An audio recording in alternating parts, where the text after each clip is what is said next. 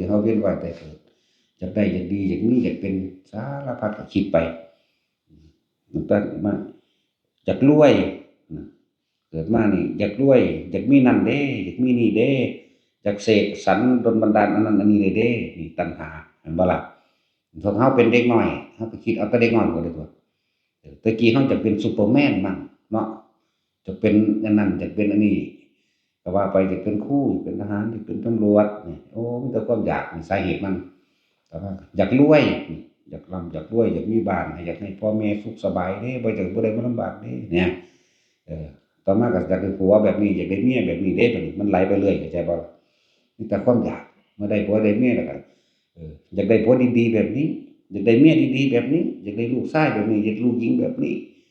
อยากให้ลูกได้บวชอยากให้ลูกได้แต่งงานได้ค่าดองทดแทนบุญคุณพ่อแม่นี่ล้วนแล้วแต่เป็นความอยากบัดนี้อยากมีแต่อยากได้อยากดีอยากมีอยากเป็นแบบนั้นแบบนี้นะแต่ว่าสุดท้ายแล้วมันก็ต้องมาลงว่ามันอยากเพียงใดก็ช่างเมื่อบ่ได้สมใจปรารถนาโอ้แปลว่ามันเป็นทุกข์เพราะว่าเฮาบ่ได้ดังที่ตัวเองปรารถนานะตราบ